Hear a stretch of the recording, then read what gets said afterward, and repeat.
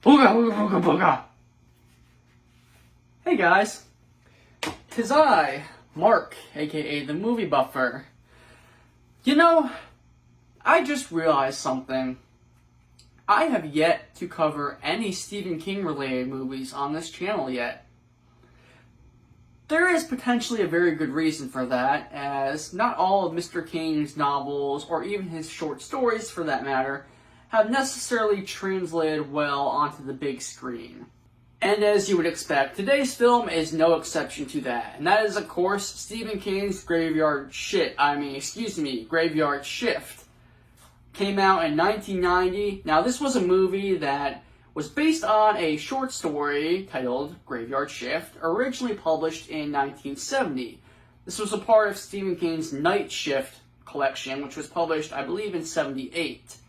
Now, I read this short story that this film was based on and quite enjoyed it. It was very straightforward, very simple in its premise, as you would expect a short horror story to be. So how do you stretch that out into a 90-minute major motion picture, you might ask?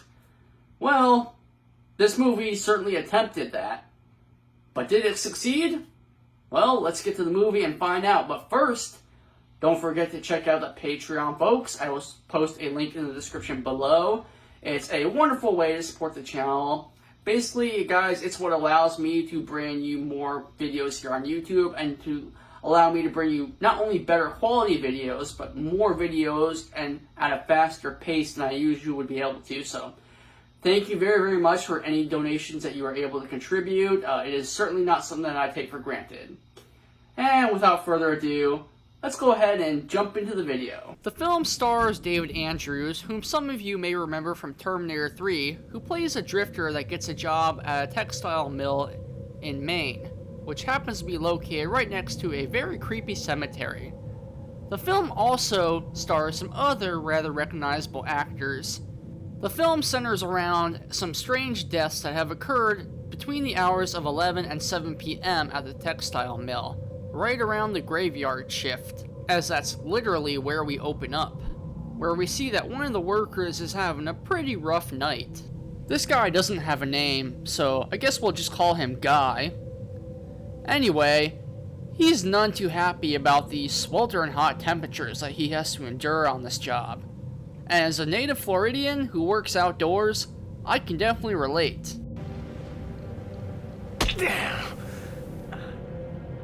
Seems like a bit of an extreme reaction, but alright. Also, here we get to see that this mill has a huge rat infestation. Here we also get to experience some of this film's brilliant acting. Hello, Doris. Want to do me a favor?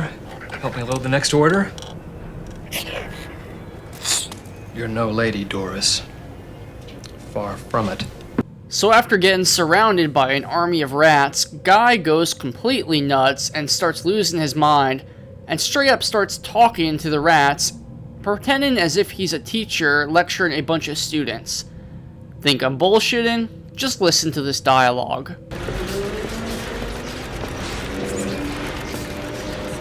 Good morning, boys and girls. Did we all remember to bring our homework assignments today?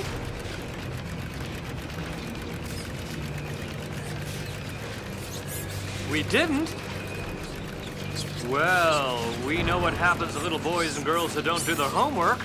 After pointlessly throwing a couple of rats into the sawmill, which I can't show for obvious reasons, as I do not want to be flagged for animal abuse by YouTube, the guy starts talking to the rats some more.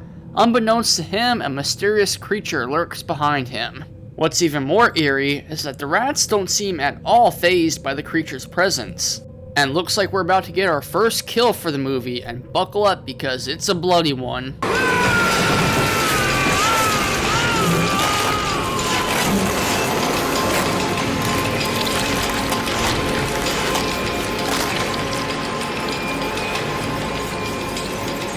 Well, at least the rats will be eating good tonight. After this, we immediately transition into our opening titles, with a pretty sick title card.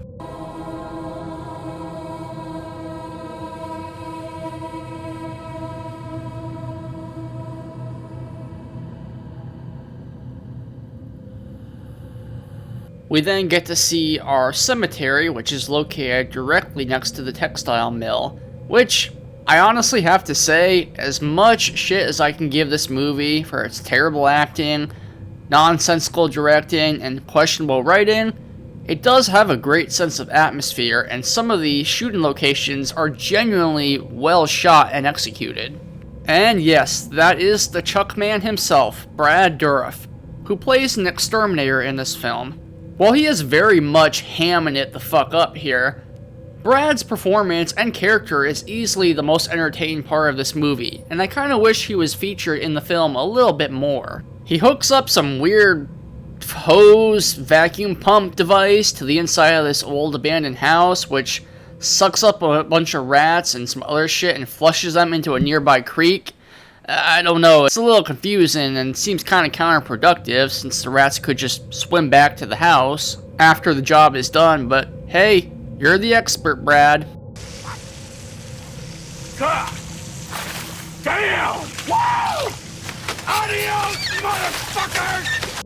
It is so hard for me to hear that voice and not immediately picture Chucky. And now we meet our hero for the movie, John Hall, a well-mannered, well-meaning drifter who has wandered into, unfortunately, the worst restaurant in all of America, hoping to find a job. Upon entering the restaurant, he is immediately attacked by a gang of characters who are more or less your typical Steohen King redneck bullies, who proceed to attack him using grade school insults. I bet his mommy packs his lunch. Peanut butter and jelly. Without the crust. Looks like a Boy Scout. Maybe a Girl Scout. Dear God, these guys suck. Even at being assholes, they're terrible. Oh, and they also happen to work at the same mill from the opening of the film. The same mill that John coincidentally applies at that very same day. And gee, I wonder if this is the bad guy based on the ominous zoom out shot of his license plate as he backs in. So this is Warwick, the foreman of the operation, played by Stephen Mott, who I kept wanting to pronounce his last name as Matcha, but obviously we know that's not right. He's a corrupt piece of shit, also an asshole, and a sociopath. That's about all you need to know about him. Anyway, let's check back in on John the Drifter. Morning. Oh, and I should probably take this time to point out that Warwick has an accent of some kind. Apparently it's supposed to be a New England accent, but honestly it sounds far more European to me. After some back and forth, Warwick ultimately hires John. He gives him some exposition and then some details on the job, telling him that they only run the mill at nighttime due to the excessive heat of the daytime temperatures. He also lets him know in a title drop what the hours are that he'll be working. 11 to 7. The graveyard shift. Cue to Brad Dourif doing whatever the fuck he's supposed to be doing here.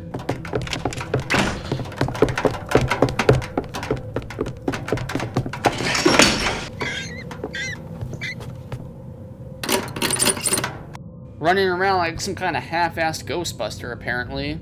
So John starts his first shift at work, finding out that this place does indeed have a serious rat infestation. Hell, everywhere you look, the creepy little bastards are staring you down. He decides this would be a perfect opportunity for some target practice, and takes a slingshot and a Pepsi can to a couple of the furry bastards. Again, I can't show this because I'm not about to have this video flagged for animal cruelty. And speaking of creepy little bastards, apparently Brad Dourif has been standing here the entire time watching him. Damn! That's good shit. Tucker, Cleveland, Martial Extermination. As if the lip smacking wasn't enough, he for some reason feels the need to carry a dead rat around with him. No, man, please don't pull up a chair right next to me. I've been dealing with these things for more than 20 years, and we ain't talking about no candy-ass field mice. I've seen some things, man, and some stuff, I'll tell you what. Good God, he's like a drunk custodian. Next, we cut to this ass clown making goofy-ass impressions of Warwick, until the man himself shows up. Bravo! Now we can get you that audition on Star Search. Come here, boy.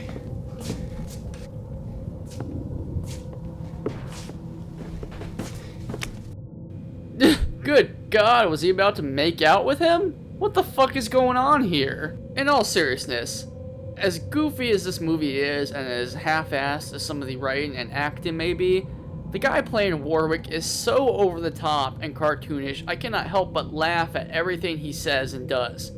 He's honestly one of the most quotable characters in the entire movie, and easily one of the most amusing parts, even if it's very unintentional. Why don't you wisen up, for Christ's sake?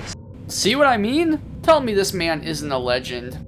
Well, it's been a minute since we had a death scene, so now it's time for this poor bastard to bite the dust.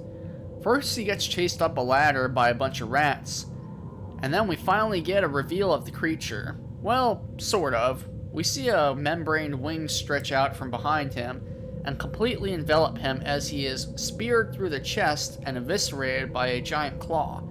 It's a pretty gnarly death scene with some decent practical effects when you see the imprint of the guy's face through the creature's wing.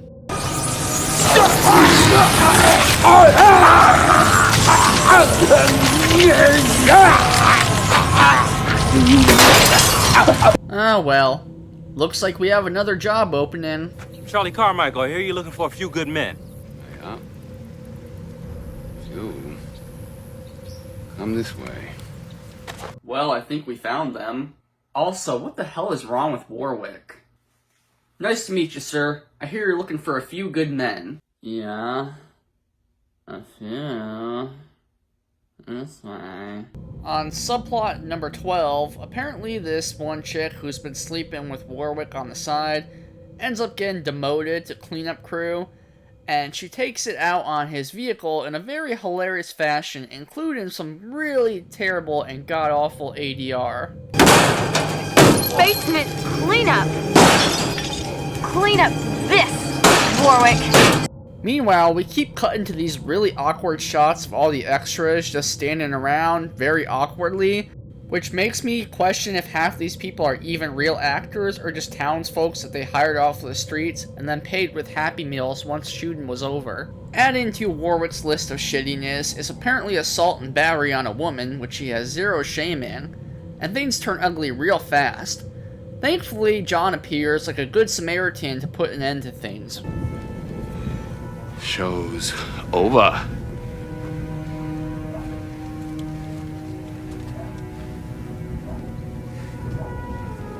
Everybody go back to doing what you were doing. Later that evening, Warwick approaches Hall in the basement, where he tells him that he admires his courage and likes his style, whatever the fuck that means, all while staring at him intensely and eating an apple. Thank you, Mr. Warwick. You're so welcome, Mr. Hall. We cut to Warwick's side girl, who's in the office stooping through some of his files. Not sure if she broke into the place, in case I don't know why the fuck she would do that, or if she just decided to stay late so that she could snoop through his files. And again, I don't know why the fuck she decided to do that. Nor do I know why she doesn't have a single light on in the place, as it's dark as shit and she has to use a flashlight to navigate. Anywho, she ends up tripping and falling down some stairs and messing up her ankle pretty bad. Next thing we know, she's covered in rats, and just when you think things couldn't get any worse, along comes the monster to devour her ass. And no, not like that, you sickos.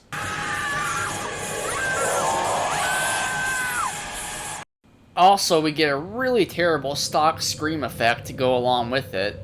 We then check in on the rest of the crew, where we see them down in the basement area doing their cleanup. This Fred Flintstone looking motherfucker for some reason keeps spraying a giant water hose at everything he sees, and screaming like he stubbed his fucking toe every time.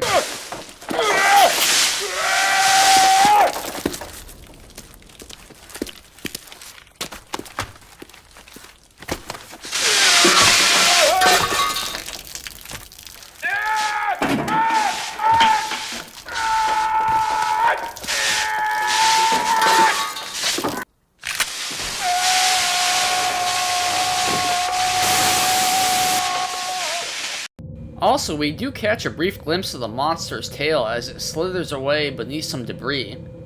So, is this thing supposed to be a giant bat, or a rat, or what? I don't know. Maybe we'll find out eventually. Anyway, so dumbass here sprays one of his coworkers with the hose, knocking the poor guy on his rear end, and he gets mighty pissed, understandably so. A fight nearly breaks out, but good old Epstein here is here to break it up. Of course, he takes things a little far when he starts going on about how they're not supposed to be exterminators and this isn't their job and yada yada, and who should show up but Mr. Warwick. He fires Epstein on the spot, telling him to punch out his time card permanently, which we're meant to believe that this is supposed to be some heartbreaking, dramatic, sad event where this character gets fired on the spot, but spoiler alert for anyone who cares, he gets to live. Well, I guess Brad Dourif is up for his evaluation this month. Let's see how he does. When's the last time you've been to a graveyard? The fuck kind of a question is that? So we get an actually genuinely creepy scene where Brad pokes around the cemetery at night setting up rat traps. And I gotta say, the effects department did a pretty solid job between the lighting and the fog effects. And of course, since we have a dog in a horror film, unfortunately Moxie has to bite the dust. So she chases a noise that she hears into a nearby cave. Thankfully, it's done tastefully. We don't actually see the dog die. We just hear it whimper and yelp once off screen, and that's the end. Brad goes to investigate, and then this happens.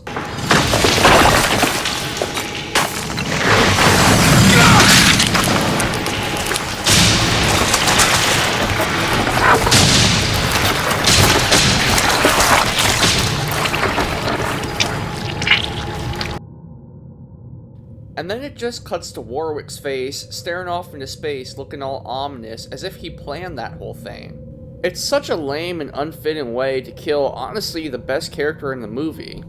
I mean, he doesn't even get to get killed by the monster. Meanwhile, the rest of the crew are down in the basement area cleaning when they discover some type of hidden, secret level, I guess some type of sub-basement that they didn't realize was there. Of course, one of these dinguses has to ask, what's down there? So you know good and well Warwick is going to make them open it up and search the area. Which is exactly what he ends up doing. Of course, John Hall gets a little bit of say in this matter, as Warwick lets him pick his next volunteer to go with him. Thinking he's going to pick his side chick here, Hall pulls a catch-22 and actually chooses Warwick to accompany him. This part was actually pulled directly from the short story. The key difference being that Warwick, while in the novel was a bit of a jerk and a sociopath to a degree, was a lot more subdued. Here in the film, he's much more of a larger-than-life character who straight up goes apeshit and becomes borderline psychotic towards the end of the film, as you'll soon see. As they head on down into the cellar, the Fred Flintstone-looking guy immediately gets covered in bugs, and right away turns into a sniveling little wimp.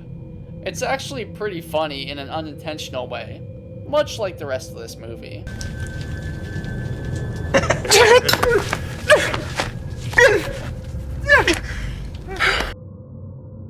He goes to pick up the water hose but finds a severed arm attached to it and freaks the fuck out. As he turns to run, however, the ground caves in below his feet and he is sent plummeting down several stories into this little river below the cellar. This also happens to be where the monster is currently residing. He falls into the water, which is already red with blood for some reason, and then gets yanked under by the creature. He resurfaces just in time to let out one more obnoxious scream before dying.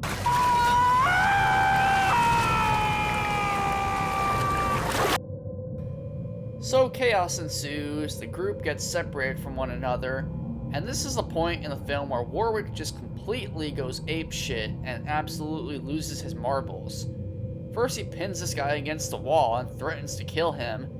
Then afterwards, he makes Molotov cocktails with a bunch of bottles that he finds, and then smears charcoal all over his face like war paint.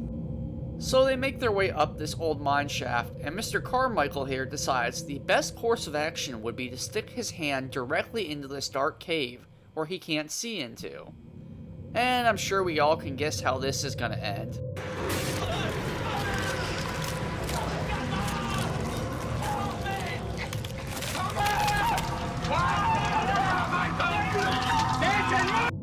Jesus, this movie has some insane gore.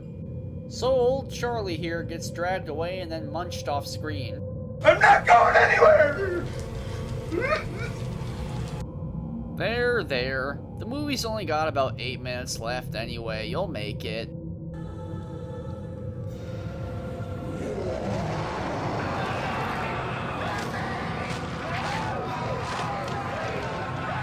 Oh, yikes. Okay, maybe not. As he flees, Warwick manages to trip and fall down what appears to be an old elevator shaft, falling several stories until he lands on top of a pile of old bones, which appears to be the creature's lair. As the camera pans up, we get a pretty neat little matte painting shot showing the top of the mill and the cemetery nearby.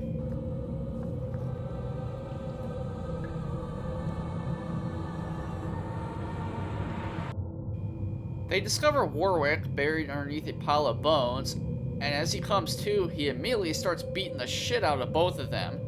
Cue one of the most epic fight scenes I have ever seen in any movie, as the two proceed to beat the living crap out of each other using human bones. It manages to be both hilariously cheesy and epic at the same time, especially when Warwick takes a human skull and uses it to smash John over his skull with. The girl unfortunately is stabbed and killed by Warwick, and he runs off after hearing the monster's roars approaching.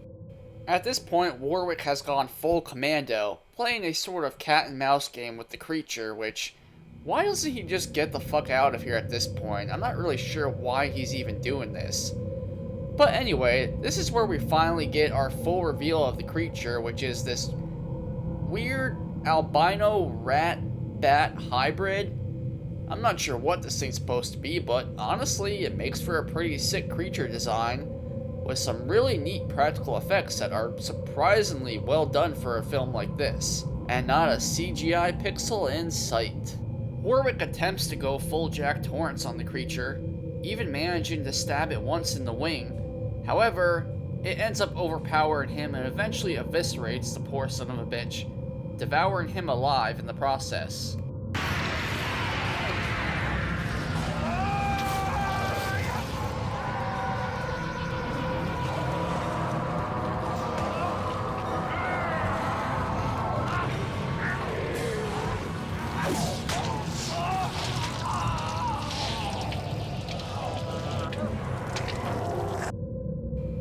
We even get a pretty neat little up-close shot as it munches on one of Warwick's severed limbs.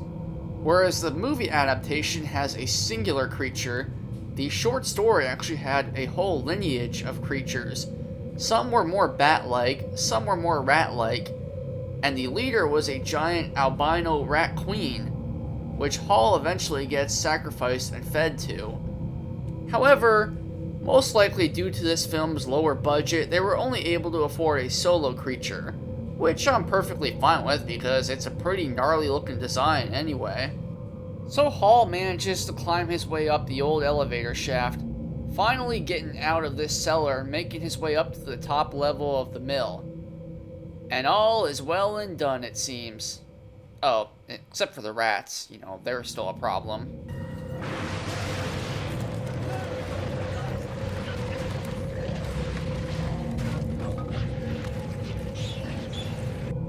John attempts to hide from the creature, but is swiftly discovered. Being the persistent predator that it is, the bat snaps its jaws at the tasty morsel that is John's neck.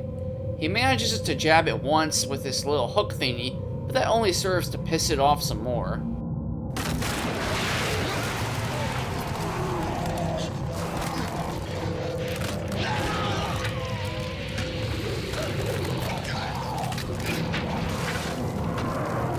Good God, that thing is hideous.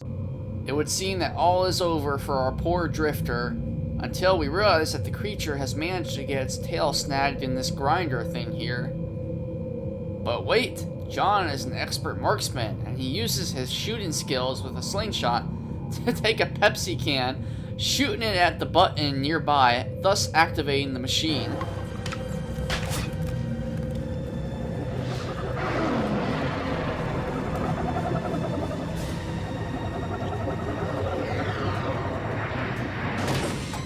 Cue a pretty graphic and rather gnarly death for the poor creature. I actually kind of feel bad for this thing. Ground bat, anyone? And the movie ends with a shot of the now hiring sign up once again with a new management sign below it. How the fuck has this place not been closed down at this point? After, you know, every single fucking worker here basically died. So warm, so juicy. The graveyard shift. Oh, and we also get a funky graveyard shift credit song, which is basically just composed of random sound clips and quotes of actors throughout the movie, played over a pretty funky rock beat. You best be punching out your time card. Come on, take a break. This is crazy.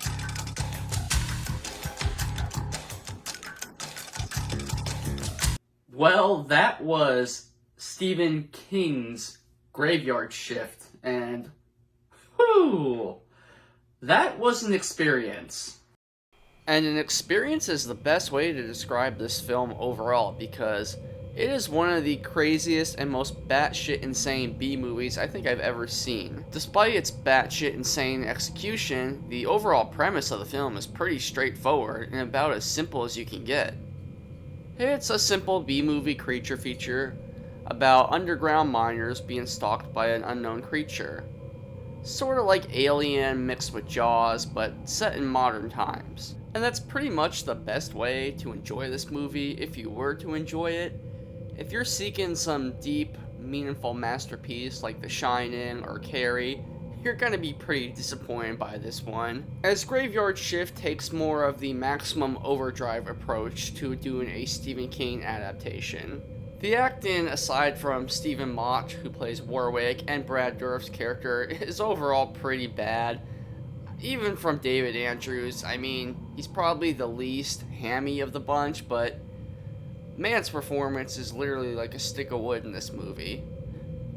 Even these other two, I mean, they're definitely more entertaining than the rest, but let's face it, they're still hamming it the fuck up with their acting.